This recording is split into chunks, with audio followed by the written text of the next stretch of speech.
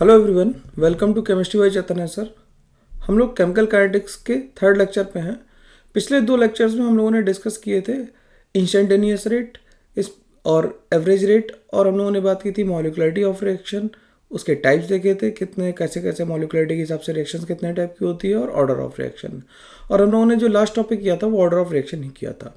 आज हम लोग बात करेंगे कि types of reaction on the basis of order.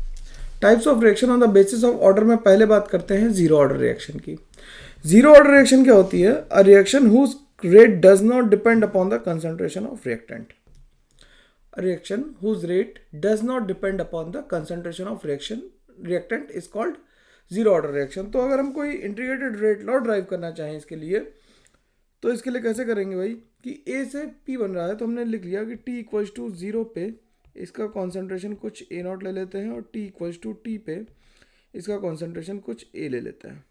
ठीक है, तो A का कॉन्सेंट्रेशन हमने T इक्वल्स टू ज़ीरो पे ले लिया A नॉट, और T इक्वल्स टू T किसी टाइम पे हमने ले लिया A। ठीक है, अब ये कह रहा है कि रिएक्शन कैसी है? रिएक्शन है जीरो ऑर्डर रिएक्शन। तो हमने लिखा minus dA/dt is proportional to A की पावर ज़ीरो, या फिर हम लिख दें minus dA/dt is equals to K A की पावर ज़ीरो। पावर ज़ीरो का मतलब क्या है? ये किसे रिप्रेजेंट कर रहा है? जीरो ऑर्डर रिएक्शन को रिप्रेजेंट कर रहा है। किसे रिप्रेजेंट कर रहा है? जीरो ऑर्डर रिएक्शन को रिप्रेजेंट कर रहा है। ठीक है, अब हम लोगों ने क्या किया, इसे डिफरेंशियल इक्वेशन बन गई है, जीरो ऑर्डर है इसमें रिएक्शन का, तो हमने इसे के डी टी लिख दिया। इस पे इंटीग्रेट कर देते हैं ज़ीरो से टी। ज़ीरो पे कॉन्सेंट्रेशन था ए नॉट और टी पे कॉन्सेंट्रेशन था ए, तो ये हो जाएगा क्या?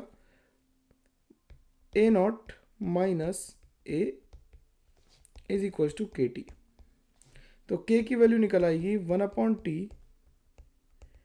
ए नॉट माइनस ए।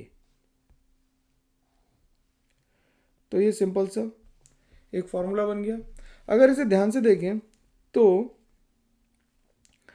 ये y equals to C times 1/t पूरे पे बाहर है ना, तो c माइनस एम एक्स का फॉर्मूला बन गया।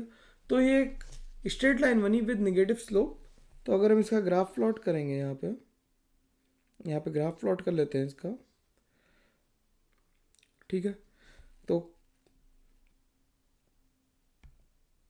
Rate constant concentration versus time का ग्राफ प्लॉट कर लेते हैं। कॉन्सेंट्रेशन वर्सेस टाइम का ग्राफ प्लॉट कर लेते हैं। कॉन्सेंट्रेशन वर्सेस टाइम का ग्राफ प्लॉट करेंगे तो इसे हम थोड़ा सा और सेट कर लेते हैं कि A will be equals to किसके हो जाएगा? A will be equals to A naught minus K T हो जाएगा। तो ये एक निगेटिव स्लोप की लाइन आएगी। ठीक है, जिसका स्लोप जो होगा वो माइनस के बराबर होगा। तो कंसंट्रेशन वर्सेस टाइम का ग्राफ प्लॉट कर लिया, जिसका स्लोप कैसा आ रहा है? -1 माइनस के आ रहा है। ठीक है, अब y equals to M X minus C का ही ग्राफ है, minus M X plus C का ग्राफ है। ठीक है, तो half life of a reaction क्या होती है? अब बात आती है half life of a reaction की। Half life of the reaction is that time when the half of the reactants are converted into product. ये बात ध्यान रखना, हम कभी ये नहीं कहेंगे कि half of the reaction is completed, या फिर हम ये नहीं कहेंगे कि half of the products are formed. हम कहेंगे half of the reactants are consumed. ये बात बहुत ध्यान रखने की है कि अगर हमने ये बोल दिया कि half of the react products are form, तो ये गलत बात हो जाएगी, क्योंकि अगली लाइन जो बोलूँगा उससे दिक्कत आएगी। अगर मैं बोल दूँ कि 3/4 of the reaction, 3/4 of the reaction का मतलब है 3/4 ऑफ द रिएक्टेंट्स कंज्यूम्ड, तो बने कितने होंगे? 1/4 बचा होगा और 3/4 बना होगा, तो हम ये बोलेंगे कि 3/4 of the reaction is completed. ठीक, तो half of the reactants are converted into product. Half of the reactants are converted into product. ठीक, तो टी हाफ के लिए लिखें at T equals to T half A T will be equals to, या A is equals to concentration of A is equals to A naught by two. तो k is equals to 1/t को लिख देते हैं T half, यहाँ पे लिख देते हैं A naught minus A naught by 2। तो जो टी हाफ आ जाएगा वो आ जाएगा 1/k into A naught by 2। तो अगर हम इस बात को ध्यान रखें तो हम ये कह सकते हैं कि T half is proportional to concentration of A not, यानी कि half life of the reaction is directly proportional to the initial concentration of the reactant. तो लिख देते हैं half life of the reaction is directly proportional to the initial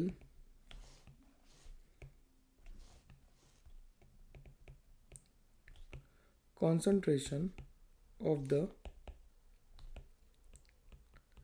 reactant। Reactant के initial concentration के ये directly proportional होगी। ठीक है, अब यूनिट्स ऑफ रेट कांस्टेंट की बात करें तो यूनिट्स कैसे निकालेंगे। हमें पता है कि minus D A by D T किसके बराबर है, के टाइम्स ए के बराबर, पावर 0, और ए की यूनिट होती है मोल पर लीटर। तो माइनस तो हटा देते हैं यूनिट्स के लिए, तो इसे लिख लेते हैं, ये हो जाएगी मोल पर litre seconds is equal to K A की पावर 0, यानी ए की पावर 0 यानी कि के की यूनिट क्या आ गई, के की यूनिट आ गई mole litre inverse second inverse. तो के की ये यूनिट आ गई हमारे पास में। तो हमें के की यूनिट पता लग गई और हमें क्या पता लग गया कि रेट कांस्टेंट जो है वो कैसे वेरी कर रहा है टाइम के साथ और कंसंट्रेशन के साथ, उसका ग्राफ कैसा आया, कंसंट्रेशन वर्सेस टाइम का ग्राफ, नेगेटिव स्लोप की लाइन आई। और हमें पता लग गया कि जो टी हाफ है वो प्रोपोर्शनल है किसके, इनिशियल कंसंट्रेशन के।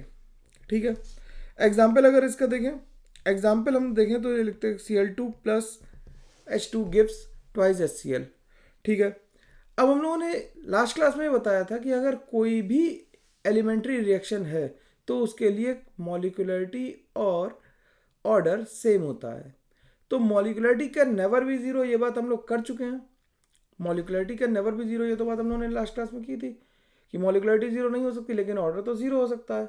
तो अगर मॉलिक्यूलरिटी और ऑर्डर सेम नहीं है तो रिएक्शन हमेशा कैसी होगी, कॉम्प्लेक्स रिएक्शन होगी, कभी भी एलिमेंट्री रिएक्शन नहीं होगी। तो हम क्या कहेंगे कि zero order reaction can never be an elementary reaction since the molecularity can never be zero. तो जीरो ऑर्डर रिएक्शन कभी भी एलिमेंट्री नहीं हो सकती, it is always a complex reaction. मतलब जो हमने ऊपर रिएक्शन लिखी है जो दिख रही है इसमें भी कॉम्प्लेक्सिटी होगी, यानी कि ये भी मल्टीपल स्टेप में हो रही होगी। ठीक है, तो ये हमेशा कैसी रिएक्शन होगी, एक कॉम्प्लेक्स रिएक्शन होगी। आई होप ये बात सबको समझ में आ गई। तो आज हम लोगों ने इस लेक्चर में क्या देख लिया कि हमारी जीरो ऑर्डर रिएक्शन कैसे इंटीग्रेट करते हैं और जीरो ऑर्डर रिएक्शन के लिए रेट कांस्टेंट और टाइम में क्या रिलेशन होता है, रेट कांस्टेंट और कंसंट्रेशन में क्या रिलेशन होता है, और rate half life versus concentration पे क्या रिलेशन होता है। ठीक है, और हम लोगों ने देखा यूनिट्स ऑफ रेट कांस्टेंट, और एक जरूरी बात ये सीख ली कि कभी भी ये स्टेटमेंट आ जाए कि जीरो ऑर्डर रिएक्शन क्या एलिमेंट्री होगी या कॉम्प्लेक्स, तो हमेशा कैसी रिएक्शन होगी, जीरो ऑर्डर रिएक्शन हमेशा कॉम्प्लेक्स होगी। तो एक छोटे से वीडियो में हम लोगों ने एक जीरो ऑर्डर रिएक्शन के बारे में पढ़ लिया। नेक्स्ट वीडियो में हम लोग बात करेंगे फर्स्ट ऑर्डर रिएक्शन की, और वो थोड़ा बड़ा वीडियो होगा, ये छोटा सा था क्योंकि जीरो ऑर्डर रिएक्शन ऐसा सिलेबस में नहीं है, लेकिन फिर भी हम लोग शुरुआत कर रहे थे इसलिए जीरो ऑर्डर कर लिया, और जेई मेंस और एडवांस के सिलेबस में इसलिए उसे पढ़ना जरूरी। अब तो डेट्स भी आ गई हैं, है ना। तो नेक्स्ट वीडियो में बात करेंगे फर्स्ट ऑर्डर रिएक्शन की, जिसमें ज़्यादा देर तक डिस्कशन चलेगा क्योंकि वो सिलेबस में और उसके लिए हम बहुत सारी बातें करेंगे। Thank you very much, thank you all.